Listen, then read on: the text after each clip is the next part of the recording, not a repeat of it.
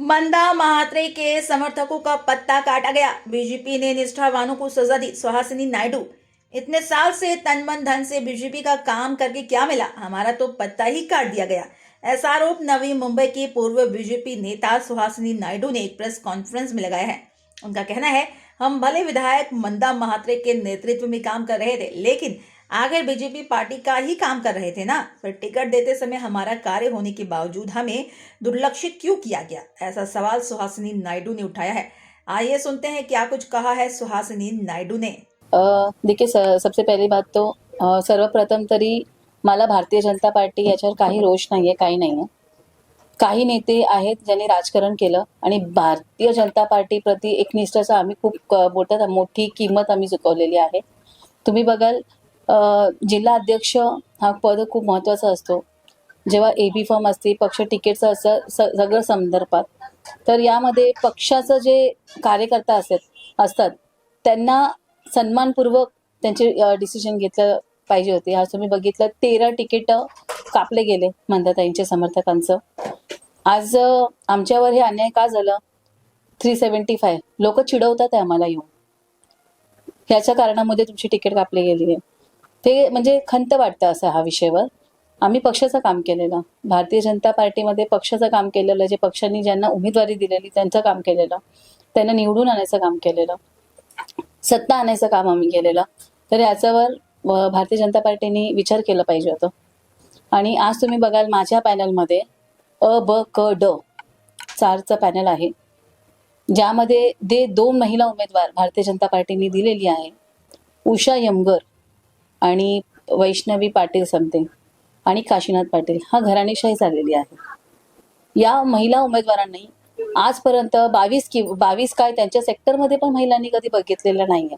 एकही कार्य त्यांची नाहीये, कधी एक मेडिकल शिबिर नाहीये, कधी एक जनतांचं काम केलेलं नाहीये. असल्या उमेदवारांना तुम्ही राष्ट्रीय पद, ज्या राष्ट्रीय पार्टी आहे त्याचं तुम्ही डायरेक्टली तिकीट देत आहात. आज निवडणुका खूप अवघड झालेल्या आहे. पॅनल सिस्टममध्ये निवडणुका आहे. लोकांना ह्याचा फायदा पण आहे आणि ज्या सत्तेमध्ये नाहीये त्यांना ह्याचं बोलतात डिसएडव्हान्टेज पण आहे. तर या असल्या मोडमध्ये भारतीय जनता पार्टीने मध्ये हे जे निर्णय झालेले आहेत, ठराविक लोकांनी जे निर्णय घेतलेला आहे, त्याचा मी तीव्रपणे निषेध करते. माझ्याकडे काही ऑप्शन नाही राहिलेला. आज 10 वर्ष हा खूप मोठा वर्ष आहे, म्हणजे मोठा काळ आहे. मी माझं आयुष्याचं, माझं फॅमिलीचं, माझं जे प्रमुख वेळ मी दिलेलं, ज्या करिअर बनवण्याची वेळ असते, त्यावेळी एकात काही बिझनेस केला असतं तर सोनं केलं असतं त्या बिझनेसचा. हा महत्त्वाचा काळ मी पक्षासाठी दिला. पक्षाने कुठेतरी त्याचं भान ठेवायला पाहिजे होतं. आमच्या इथे जे जिल्हाध्यक्ष, फ्लॉप जिल्हाध्यक्ष, त्यांच्या निर्णयामुळे आज माझं करिअर बाद करायची वेळ आलेली. मी निर्णय घेतला, मी का माघार जाऊ? आज जनतेने माझ्यावर विश्वास दाखवले. इतकं वर्ष आम्ही काम करतोय, इतकं पदाधिकारी. ज्यावेळी मी भारतीय जनता पार्टीमध्ये आलेली, माझ्या या प्रभागात एकही कार्यकर्ते नव्हते. भारतीय जनता पार्टीचं अ ब क काही नव्हतं इथे. त्यावेळी मी पार्टीमध्ये आली. मेंढकासारखे उड्या मारणारे लोक राष्ट्रवादीमध्ये गेले, मग कमळ घेतलं, मग राष्ट्रवादी घेतले, मग कमळ घेतलं, मग अपक्ष लढले, मग तुतारी वाजवली, बरंच काही केलं. पण आम्ही पक्षासाठी एकनिष्ठ काम केलं. भारतीय जनता पार्टीचे खासदारकी गेली, त्यावेळी खासदारकी शिंदे गटाला गेलेली, त्यावेळी पण आम्ही त्यांच्या बरोबर काम केलं. दुसरे पक्ष म्हणजे दुसरा पक्ष होता पण महायुती होती, त्या धर्म पण आम्ही निभावलं, त्यांच्यासाठी पण आम्ही एकनिष्ठेने काम केलं. कुठेही आम्ही कमी पडलं नाही. भारतीय जनता पार्टीचे जे वरिष्ठ नेते होते त्यांचं डिसिजन हा कमी पडलं आणि त्यांनीच मला फोर्स केलं की मला आज हा डिसिजन घ्यावे लागले की आज मला नॅशनलिस्ट काँग्रेस पार्टी जॉईन करावी लागली. आज मी पक्षाचा खूप आभार व्यक्त करते की अशा पट्टाकालामध्ये त्यांनी मला संधी दिली, पक्षाचं चिन्ह दिलं, ज्यामध्ये आज मी लढवते. आज जनताचा विश्वास आहे माझ्यावर. सर्वांनी, म्हणजे काल मी फॉर्म भरून आली, सर्व महिला पुरुष लोकांनी सर्वांनी मिळून माझ्यासाठी ते जल्लोष केलेला. मला अक्षरशः माहिती सुद्धा नव्हतं की त्यांनी माझ्यासाठी एवढं प्लॅन केलेलं आहे. सर्वांना एक सहानुभूती आहे की इतकं वर्ष काम केल्यानंतर पण हे काय झालं तुमच्या बरोबर. आणि जेव्हा त्यांना हे कळतोय की इथे घराणेशाहीमुळे झालेले आहेत, माझ्या पोरीला तिकीट आणायचंय, माझ्या भावाला तिकीट आणायचंय, मग पोरीला पहिल्यापासून बाहेर काढायचं होतं ना काम करण्यासाठी. तुमची प्रिन्सेसला बाहेर काढायची होती ना, तुमची प्रिन्सेस घरी बसणार, हे घराणेशाही झालं ना कुठेतरी. आज उद्या फॉर्म भरताना पण बऱ्याच लोकांना बघितलं, मुलं येतात फॉर्म, बोलते आम्ही इतकं 10 वर्ष घासतोय, यांना वारसा भेटतोय. हा वारसाचा बेनिफिट कुठे ना कुठेतरी यांना भेटलेला आहे. आज उषा यमगर या मॅडमला तर कोणी ओळखत पण नाही, पक्षाचं कधी काही काम केलेलं नाही, सदस्यता. आज तुम्ही बघाल पक्षामध्ये नेहमी कार्यक्रम यायचे, जसं राखीचे कार्यक्रम आले तर आम्हाला बोलायचे नहीं नहीं जाके आपको राखी का काम करना है, ये देवेंद्र फडणवीस जी को राखी पहनना है, तो हम लोग जाके वो राखी का योजना करो। लाड़की बहन का योजना आया तो उसको मैक्स टू मैक्स करना है, सदस्य नोंदणी का आया तो उसको मैक्स टू मैक्स करना है, मन की बात लेना है, हर संडे को तो हमको बैठना ही है मन की बात का प्रोग्राम लेने। हर वो प्रोग्राम के लिए हम लोग ने काम किया है। आज ये जो मेरा कार्यालय है 10 साल हो चुका है कि इस कार्यालय में मैं बैठ रही हूँ, लोगों के हित में बैठी हूँ, लोगों के लिए काम कर रही हूँ। भारतीय जनता पार्टी का एक फेस मैं लोगों के पास लेके जा रही हूँ, कमल को मैं लोगों के पास लेके जा रही हूँ। नहीं तो मेरे प्रभाग में ऐसा कौन था जो कमल को लेके घूम रहा था? मैं एक में वो थी जो मैं कमल को लेके एक निष्ठा से काम कर रही थी, तो मेरे साथ में ये अन्याय नहीं हुआ है क्या? आप बोलिए। लोकशाही, घरानेशाही, जिलाध्यक्ष को थोड़ा सा भी बुरा नहीं लगा कि मैं भी किसी की बेटी हूँ, मैं भी उसकी बेटी जैसी, उसकी बहन जैसी हूँ? मेरे करियर के साथ में विचार करते समय 3 टिकट लेके क्या करने वाले? ये जो उम्मीदवार है, आपको मैं बताती हूँ, उनकी जो डॉटर थी उनको इन्होंने पहले भी खड़ा किया था। काशीनाथ पाटिल ऑलरेडी एक बार गिर चुके हैं, आप उनका अकाउंट देखेंगे, ऑलरेडी गिर चुके हैं। गिरे वो उम्मीदवार को इन्होंने वापस उम्मीदवारी दी। इनकी बेटी का तो डिपॉजिट जब्त हो गया था, इनको वापस, इनको पता है अभी भाजपा का लाट है, हम जीत के आ जाएंगे। और सुहासिनी नायडू ने काम किया हुआ है, 10 साल तो हमारा कैलेंडर भी घर घर जा रहा है, 10 साल से हमारा उठना, सुगंधी उठना भी घर घर जा रहा है। कमल को घर घर सुहासिनी नायडू ने पहुंचाया है, थाली हमने बनाया रेडीमेड और बिरयानी कोई और खाएंगे, ऐसी परिस्थिति हमारी आ चुकी है। लेकिन ऐसा नहीं होगा, जनता ने मेरा फेस देखा है, मेरा फेस देखा है, मुझे काम करते हुए देखा है। जब भी उनके घर पे कोई काल आया है, कोई विघ्न हुआ है, तो जनता ने मुझे पाया है, उनको नहीं। तो मुझे कोई फर्क नहीं पड़ता है। पार्टी के जो वोटर्स होते हैं वो हार्डली 10 to 15% होते हैं। ये जो इलेक्शंस होते हैं ये लोकल पे होते हैं, लोकल पे इलेक्शंस। और मैंने लोगों के घर तक पहुंची, मुझे विश्वास है कि लोग मेरे ऊपर, आज कल से मैं देख रही हूँ ना, सभी का मैसेजेस आ रहा है। पूरा नवी मुंबई में ये तूफान मची पड़ी है कि सुहासिनी नायडू को टिकट क्यों नहीं मिला। आज मैं फॉर्म भरने भी गई ना, सबको ऐसा लग रहा था, मतलब सब मुझे देखते थे ना तो मेरा दिल एकदम भर के आता था, उनकी आंखों में आंसू आती थी। बहुत लोगों ने मेरे लिए आंसू बहाए। मैं ये विश्वास ने मुझे ना कहीं एक विश्वास दिया कि मुझे लड़ना चाहिए। तब मैंने डिसाइड किया, एंड मोमेंट में 10 मिनट पहले मैंने जादव सर को फोन किया कि सर मुझे एबी फॉर्म का टिकट, एबी फॉर्म चाहिए आपके राष्ट्रवादी पक्ष से। तो उन्होंने कहा कि ठीक है। उन्होंने एक क्वेश्चन नहीं बोला, अरे यार हमें तो बहुत स्ट्रॉन्ग उम्मीदवार मिल गया। आज जो हमारी पार्टी नहीं है उनको हमारे ऊपर विश्वास है, हमारी भारतीय जनता पार्टी ने जो अविश्वास दिखाया उसके लिए मैं बहुत दिल से मुझे बुरा लगता है। एक बात और बताना चाहूंगी, मैंने एक दिन पहले व्हाइट हाउस गई थी, मैंने देखा कि कुछ चीजें मुझे कॅल्क्युलेशन्स ठीक नहीं लगी, तो मैं व्हाइट हाऊस गई। आणि जेव्हा मी व्हाईट हाऊसला गेली तर मी बघितलं की तिथे बराच पक्ष प्रवेश आलेला होता। सडनली विठ्ठल मोरेजींनी प्रवेश केला, त्यांना तिकीट भेटले। तिथे जे एक निष्ठावंत लोक काम करत होते त्यांना कोणी विचारलं सुद्धा नाही। हेच विठ्ठल मोरे इतका दिवस भाजपच्या विरोधात बोलत होते, म्हणजे भाजपमध्ये विरोधात बोलणारे लोकांना जास्त प्राधान्य दिलं जातं, याचं उदाहरण आहे। तिथे चलुजा सुतार जे इतका दिवस दुसऱ्या पक्षाचं काम करत होती, तिथे त्यांना घेतलं गेलं। होनराव जे इतका वर्ष काम करत होते, महेंद्र नाईक जी इतका वर्ष काम होते, त्यांच्याबरोबर अन्याय झाला। फक्त एकमेव मी नव्हती, असं बरेच लोक आज तुम्ही बघाल ना, नवी मुंबईमध्ये खूप कार्यकर्ते त्यांची बली घेतली गेली आहे, फक्त एक सत्ताचं लालचमध्ये। हे खूप म्हणजे चुकीचं आहे असं मला वाटतं। मी व्हाईट हाऊस मध्ये गेली काल का परवा, मी सरांना विचारलं, मोठे साहेबांना विचारलं, गणेश नाईक साहेबांना, की सर मी आज 10 वर्षापासून काम करते, माझा पदरचा पैसा टाकते, माझं घरातलं सगळं, आज तुम्ही बघितलं असेल माझे लहान मुलं आहेत त्यांना सोडून मी इतकं वर्ष काम केलं, तुम्हाला कुठेतरी माझं म्हणजे अन्याय, कशाला माझ्यावर इतकं मोठा अन्याय होतोय? तर सरांनी बोलले की नाही, इंटरव्ह्यू झालेली आहे, आमचं सर्वे होत आहे, सर्वेमध्ये तर तुम्ही किती सर्वे काढा, मी टॉपमध्ये होती, प्रत्येक सर्वेमध्ये मी टॉपमध्ये होती। असं कोणता सर्वे आहे जिथे उषा यमगर मला दिसली? मला कळलं नाही बाबा, ते यमगर कुठे दिसले त्यांना सर्वेमध्ये, पाटील मॅडम कुठे दिसले सर्वेमध्ये, हा यांचं गुपित सर्वे होता का आपल्याला माहिती नाही, पण सर्वे होणार आहे, त्याप्रमाणे तिकीट दिलं जाणार आहे। बुलशिट कारण मला दिले गेले। मग बाहेर आल्यानंतर मला माझे खासदार साहेब भेटले, त्यांनी तर मला वेगळंच कारण बोलले। रवींद्र चव्हाण साहेब लिस्ट बघत होते, तुम्ही दक्षिण भारतीय आहात ना, तर म्हणून ते बोलले हे आपल्यामध्ये कसे काय आले? 10 वर्ष काम करत तर आम्हाला रवींद्र चव्हाण साहेबांना आम्ही दिसलो नाही का? त्यानंतर बोलले की नाही ते सगळं मराठा वोटर्स आहे ना, मग मध्ये नायडू कसं काय चालणार? हे प्रश्न मला विचारलं गेलं। मला वाईट वाटलं। रवींद्र चव्हाणजीची वाईफ ही साऊथ इंडियन आहे का? नाही, तुम्ही मराठी अमराठी ह्याच्या राजनीती करून दुसऱ्यांचं मेहनतीचं तिकीट कापून तुमची पोरीला देताय। तुम्ही मराठी नका बोलू ना, तुम्ही सरळ बोला माझी पोरीला, हे हिंमत ठेवा तुम्ही। मी आवाहन करते असल्या लोकांना, तेव्हा मला असलं कारण दिलं गेलं. मी गप असंच म्हणजे स्टंट मी बघत राहिली त्यांच्या तोंडावर की हे काय कारण तुम्ही देताय. आपण म्हणजे राष्ट्रीय पक्षात आहोत. राष्ट्रीय पक्ष मोदीजी गुजराती आहेत. चालले देश चालवतात ते. आपण कुठे राहिलोय. हिंदू मुस्लिम मध्ये भांडण बांधत आता मराठी अमराठी संस्कार घेऊन आलोय का. हेच आपण आपल्या पोरांना देणार आहे का. आज उद्या आपल्या पोरात घरचे पोरं अगर दुसरं कोण ह्याच्यात लग्न केलं तर तुम्ही तेच बोलणार का. तिकीटा वाटताना तुम्हाला मराठी अमराठी दिसतं. जेव्हा संघटनाची काम करत असताना तुम्हाला मराठी अमराठी नाही दिसत. मग हे काम करायचं ना. भारतीय जनता पार्टीने एक मोठा अट रूल्स अँड रूल्स काढायची की परप्रांती अमराठी लोकांना पक्षात नाही घेणार. त्यांना फक्त कामच करायचं. तिकीटचं तुम्ही अपेक्षा करू नका. पहिलंच क्लॉज दिलं पाहिजे. बरोबर आहे की नाही भैया. हे अन्याय करते समय हे अन्याय करत असताना तुम्हाला वाटलं पाहिजे ना. लाज वाटली पाहिजे असलं कारण देताना. त्यानंतर मी भाईंना जाऊन भेटले. भाई बोलले नाही तुम्हाला तुमचं पॉझिटिव्ह आहे आपण करू. मला बोलले गेले 7 वाजता या तुम्हाला एबी फॉर्म देतील. 7 वाजता गेलो आम्ही सगळं कार्यकर्त्यांना घेऊन तिथे मॉकमध्ये गेलो. 50-60 लोक होते. आम्ही गेलो. मग गेल्यानंतर बोलले की 10 वाजता आम्ही तुमच्या ऑफिसमध्ये येऊ. 10 वाजले. रात्री कोण झोपले नाही. सगळं कार्यकर्ता इथंच ऑफिसमध्ये बसलेले आहेत. वाट बघतोय की आता आमचं एबी फॉर्म येणार. अंधारात ठेवलं गेलं. सकाळी मी बघते माझा फोनच उचलत नाहीये. कोणच उचलत नाहीये. मग मला थोडंसं वाटलं की हा बाबा. मग मी माझ्या ताईंना फोन केला. ताई बोलते नाही रे तू राजेश पाटील खूप हे करतात आहे. त्यांना तू पॅनलमध्ये तू नकोय. काय करायचं.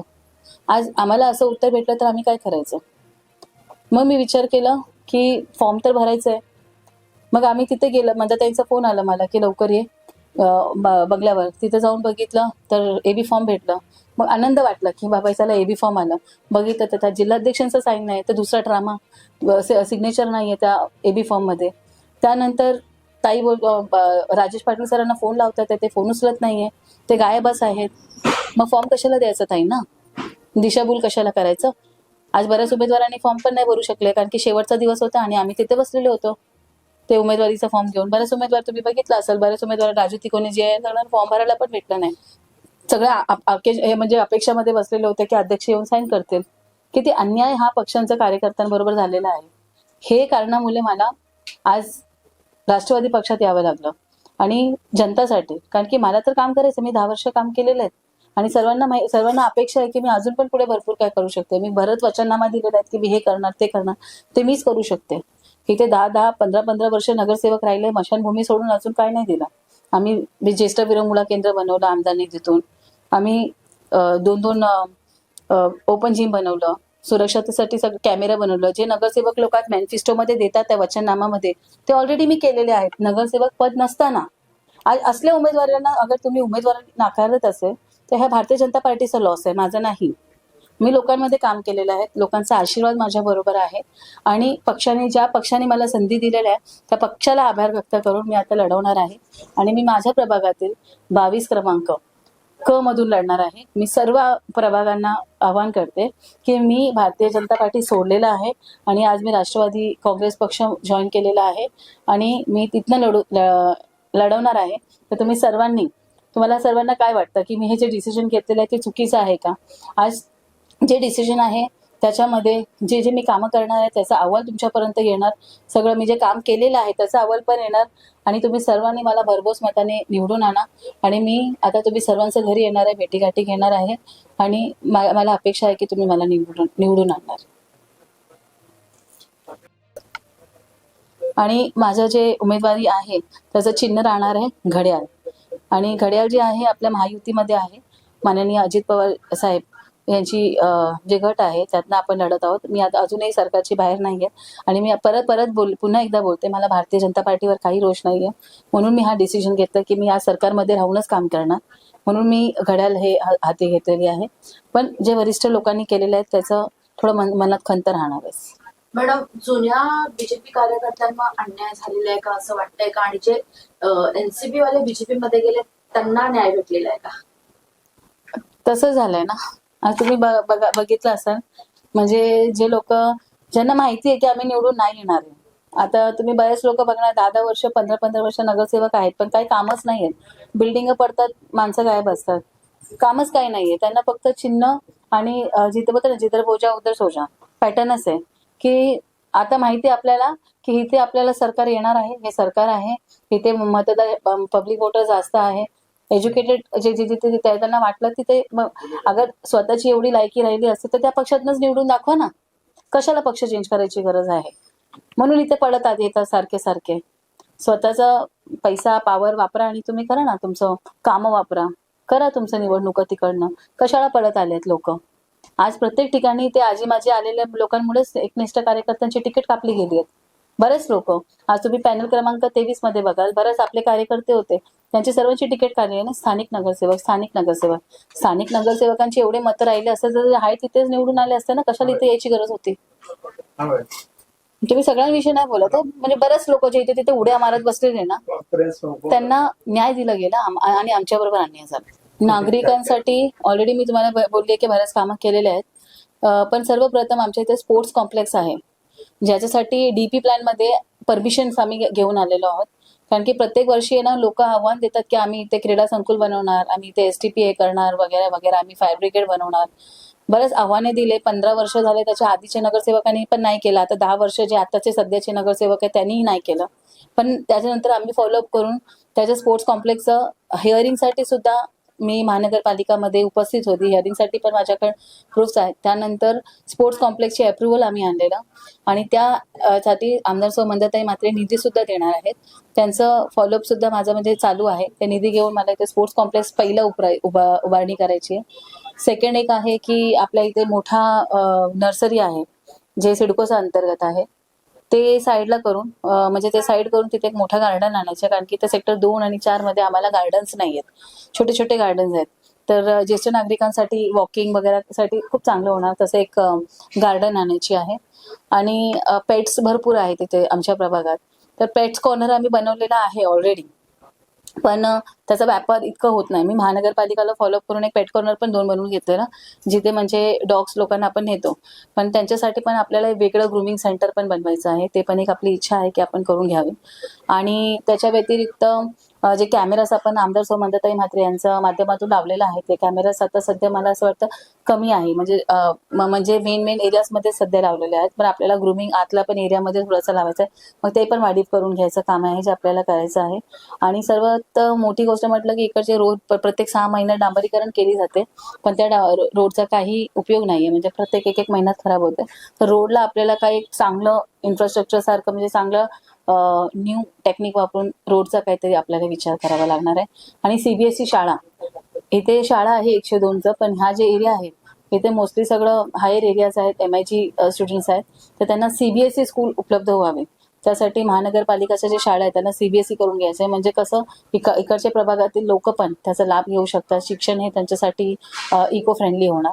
आणि दुसरं UPHE सेंटर, आरोग्य केंद्र इथे नाहीये कुठे. पण आम्हाला काही असेल तर मीनाताई ठाकरेमध्ये जायला लागतो. बऱ्याच सिनियर सिटीजन्स पण आहे आपल्या प्रभागामध्ये.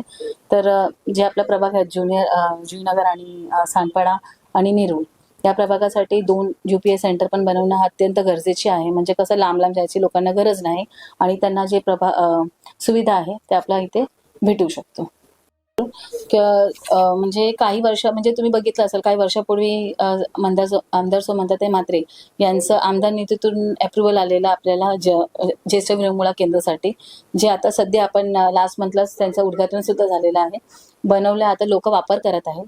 तसंच सेम आपण इथे सेक्टर 2 मध्ये पण बनवत आहे. सेक्टर 2 साठी पण अप्रुव्हल आलेलं आहे. त्याच्या व्यतिरिक्त आपण म्हणजे आपल्या इथे ज्येष्ठ नागरिकांचं असं म्हणणं होतं की आपल्याला आपलं 4 मध्ये स्मशानभूमी आहे, तिथे दशक्रियाविधीचं काही आपल्याला सुविधा नाहीये. म्हणजे कार्यक्रम आता प्रत्येकाच्या दशक्रियाविधीचा कार्यक्रम असतोच आपल्या घरात काही घडलं तर आपण तिथे एक AC हॉलसाठी मोठं मागणी केलेली होती. त्याच्यासाठीही मंदाताईंनी निधी उपलब्ध करून दिलेले आहेत. तिथे ते ज्येष्ठ आपल्या दशक्रियाविधीसाठी पण आपल्याला हॉल उपलब्ध होणार आहे. आणि हॉस्पिटलचं तर मी तुम्हाला बोलीस ज्येष्ठ नागरिकांसाठी 10 साल निष्ठावंत कार्यकर्ता बोल के काम करने के बाद में आज जो मेरे साथ में हुआ है वो अन्याय है. तो रोते बैठने से अच्छा तो लड़ना तो है. आज 10 साल मेहनत की है, लोगों का विश्वास भी है कि लोगों की जरूरत भी है. मैंने देखा है कि 10 साल यहाँ पर 15-20 सालों से मैं देख रही हूँ कि वार्ड में मतलब कुछ ऐसा होने जैसा काम नहीं है. आज भारतीय जनता पार्टीने जे माझ्याबरोबर अन्याय केलाय त्याचा तर मी खूप तीव्रपणे निषेध करते. कारण की 10 वर्ष राबून घेतले आणि आश्वासन दिलं गेले की तूच असणार उमेदवार, आणि तुझ्याशिवाय तिथे कोणच नाही आणि अक्षरशः तिथे कोणच नव्हतं. पण कोणाला तरी आणून उभं केलं गेलं माझ्या ह्याच्यात. हे मला कुठेतरी हिंट आलं की काही वेगळंच राजनीती चाललेलं आहे. तर मी निर्णय घेतला आणि माननीय अजित पवार साहेब यांच्या गटात NCP म्हणून मी प्रवेश घेतला, AB फॉर्म घेतला आणि मी फॉर्म भरून सबमिशन दिली. आज मी भारतीय जनता पार्टीचं राजीनामा देऊन अधिकृतपणे NCP अजित पवार गट यात सामील झालेली आहे आणि तुम्ही सर्वांसमोर NCPचं उमेदवार म्हणून आज मी स्वतःला प्रस्तुत करत आहे. आज इतकं वर्ष काम करून आपल्याला काय प्रभाग क्रमांक 22 क मध्ये आज या निवडणुकाच्या ह्याच्यात मी रिंगणात उतरलेली आहे. 22 पॅनल असणाऱ्या नेरूळ, जुईनगर आणि सानपाडा आणि सेक्टर 2, 4, 23, 24 आणि 25 जुईनगर आणि तसंच सानपाडा सेक्टर 10 आणि 11 हे माझा प्रभाग राहणार आहे. तिथील सर्व नागरिकांना मी आवाहन करते की मी सुहासिनी नायडू NCP मधून घड्याळ हा चिन्ह घेऊन तुम्ही सर्वांसमोर येत आहे. आज तुम्ही मला माझे केलेले जे काम आहेत, जे माझे प्रभागात तुम्ही बघाल की मी आज तुमच्यासाठी ज्येष्ठ विरंगुळा केंद्र आणलेले आहेत, 2 ओपन जिम आणलेले आहेत, कॅमेरेज आणलेले आहेत, सोलार हायमास आणलेले आहेत. एक नगरसेवक पद नसताना मी माझ्या प्रभागात केलेले काम आहेत. त्याच्या व्यतिरिक्त जे DP प्लॅन्स आहेत त्यामध्ये आपण स्पोर्ट्स कॉम्प्लेक्स हे की क्रीडा संकुल हे सुद्धा आपण घेऊन आलेलो आहोत, ज्याचं काम आता चालू आहे. तर बऱ्याच असं तुम्ही बघाल की प्रकल्प आपल्या इथे आलेले आहेत आणि माझा वचननामा म्हणून मी माझ्या इथे स्पोर्ट्स कॉम्प्लेक्स उभारणारच. बाकी लोक प्रत्येक तुम्ही बघाल 15 ते 20 वर्षापासून लोक फक्त आव्हान देतात, पण आपण ते अक्षरशः बनवून दाखवू. आणि ज्येष्ठ नागरिकांसाठी ज्येष्ठ विरंगुळा केंद्र सेक्टर 2 मध्ये पण आपल्याला बनवायचं आहे. तसं सेक्टर 2 आणि 4च्या मध्ये एक मोठा गार्डन आहे जे नर्सरीचा वापरत आहे, त्यांनाही आपल्याला सेक्टर मोठा उद्यान म्हणून बनवायचं आहे.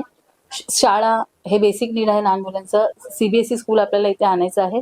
आपण म्युन्सिपालिटी स्कूलमध्ये जातो बऱ्याच मुलं आणि इथे शिवराम विद्यालय स्कूलमध्ये जातात, ज्यांची बजेट्स वगैरे म्हणजे खूप हे असतो आणि स्टेट बोर्ड आपण घेतलेला आहे. तर आपल्याला त्याला अपग्रेड करायची आहे. तर आपले मुलं CBSE शाळेत गेली पाहिजे, त्यासाठी आपल्या ज्या प्रभाग आहे तिथे CBSE स्कूल आणायचं आहे.